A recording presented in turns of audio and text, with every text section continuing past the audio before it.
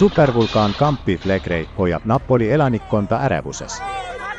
Ameerika Ühendriikides jäid miljonid Houstoni elanikud mitmeks nädalaks elektrita. Iraan seisab silmitsi sündmustega, mida pole siin viimased 200 aastat juhtunud. Ebatavalised looduskatastroofid on Euroopat tabanud kaskaadina. Londoni Singapuri lennureisijad kogesid õudust ja paanikat, kui lennuk hakkas kukkuma. Viimase nädala jooksul planeedil aset leidnud kliimakatastroofide üksikasjade kohta vaadake selles väljaandest. USA. Ööl vastu 17. maid pühkis Texasest läbi rida surmavaid äikesetorme, tuule kiirusega üle 44 meetrit sekundis ja tornaado. Houstoni linnas ja Harrise maakonnas hukkus 7 inimest. Need tormid jätsid tohutu hävingujälje, kesklinnas purunesid hotellide ja büroohoonete aknad, tänavad olid täis klaasikilde, maha langenuid puid ja elektriliine ning mõne maja välja lõhutud seinu. Ligi 1 miljon kodu ja ettevõtet jäi elektrita. Enamik Houstoni valgusfoore ei tööta. Tormid ja elektrikatkestused põhjustasid reoveelekkeid 3 linnapiirkonnas. Kohalikud võimud ütlesid, et ulatuslikute kahjustuste tõttu võivad elektrienergia taastustööd kesta mitu nädalat. Inimesed ei saa kasutada kliimaseadmeid ja muid elektriseadmeid, kuna vahetult pärast tormi tabas kahjustatud piirkondi tugev hooajaväline kuumus ja kõrge õhuniiskus. Esialgsete ekspertide hinnangul ulatub laastava katastroofi majanduslik kahju ilmatu 5–7 miljardi dollarini. Vulkaanid.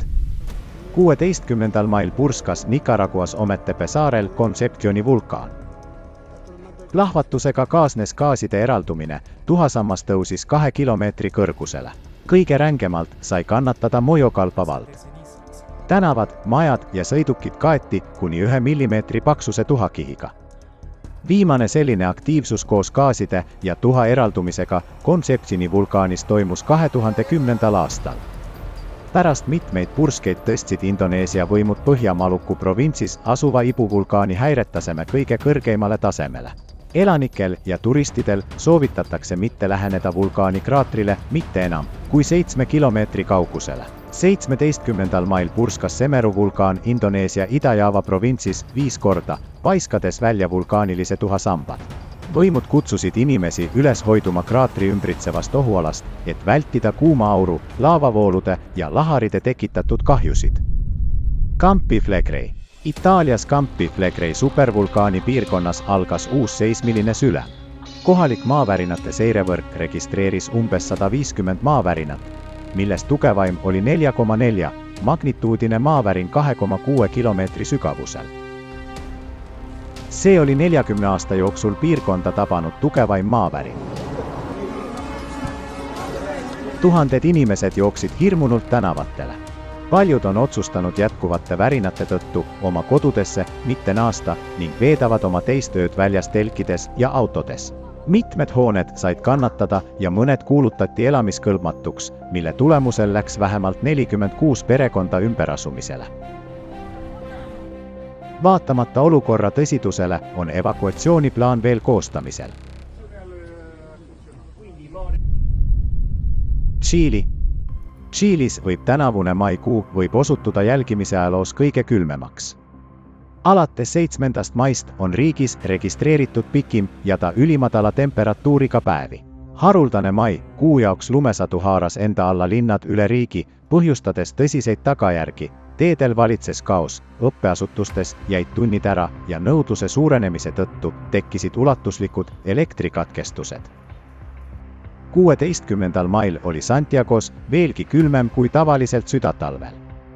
Pealinnas langesid temperatuurid alla nulli, samas kui juulis, kui lõunapoolkeral on talv, on keskmine miinimumtemperatuur +3 kraadi Celsiuse järgi. Korea. 16. mail sadas Koreas Gangwon-do provintsis maha üle 40 sentimeetri lund. See on mai keskpaigas riigi jaoks enneolematu sündmus.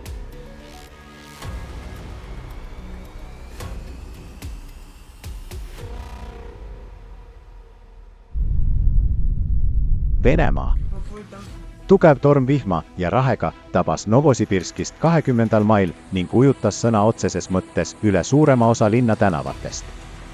Halb ilm tabas nii ootamatult ja võimsalt, et inimesed tänavalt pidid kiiresti varju otsima ja majaseintest kinni hoidma ja kõigest, millest sai haarata.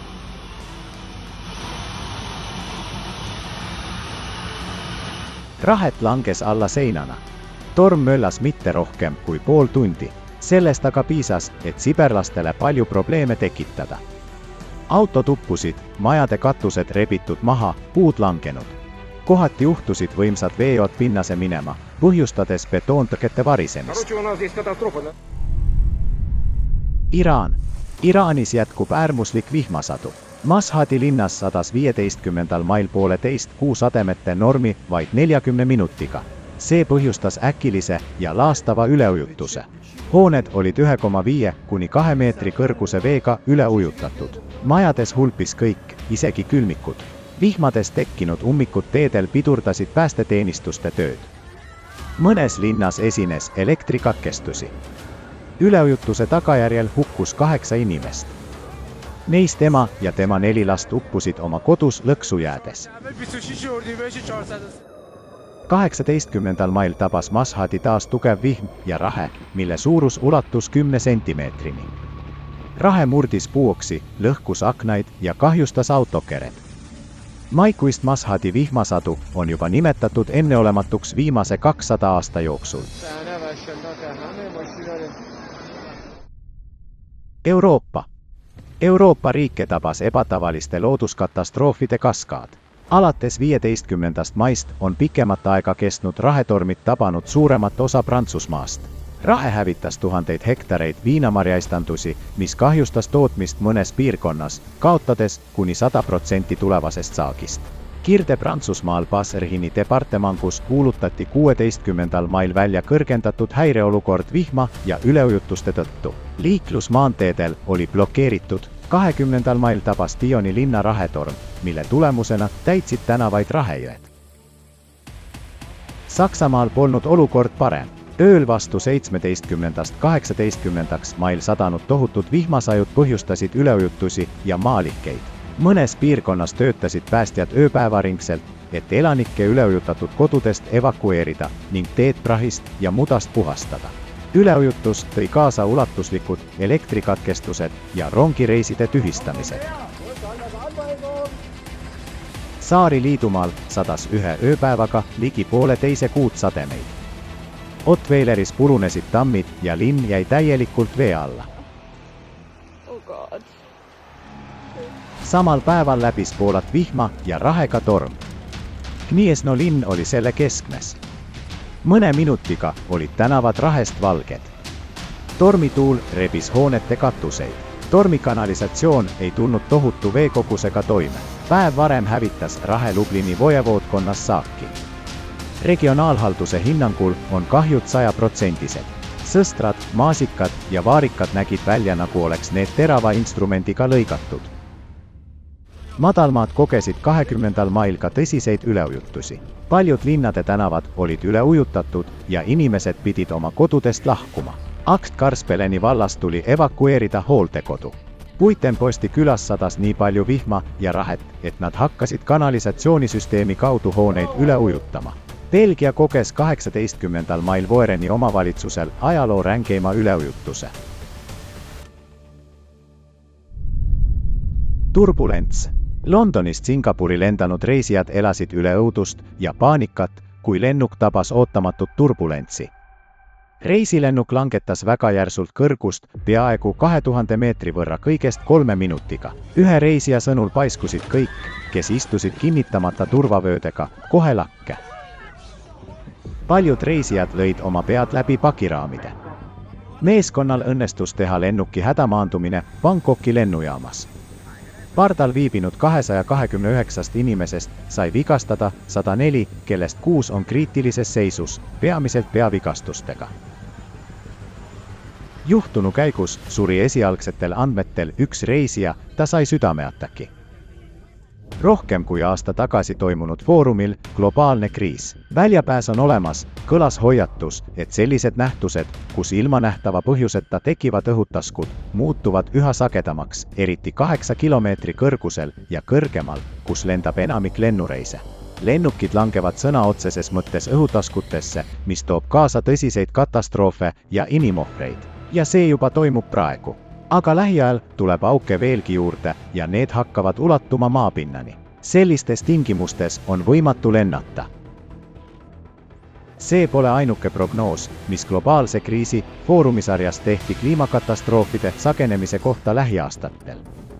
Sündmused arenevad nende prognooside kohaselt. Kuid peamine on see, et foorumitel kõlasid konkreetsed sammud, mida tuleb astuda, et vältida inimkonna traagilist lõppu.